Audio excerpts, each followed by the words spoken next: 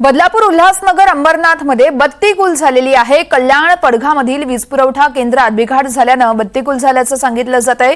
महापारेषणच्या पडघा ते मोहिने वीज पुरवठा लाईन तुटलेली आहे।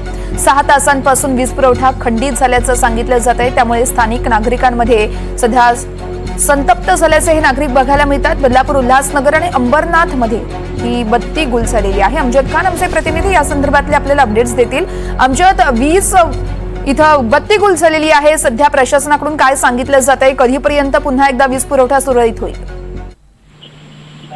वर्षा पडघाहून वीज पुरवठा करणाऱ्या महापालिकेच्या जी लाईन आहे ती तुटली आहे आणि कल्याण नदीत जे गाडेगाव आहे त्या परिस्थिती घटना घडली होती। सकाळी 9च्या सुमारास ही लाईन तुटल्यानंतर कल्याणचा काही भाग आणि उल्हासनगर, अंबरनाथ, बदलापूर या भागात 1 लाख जे ग्राहकांना याचा बसला आहे।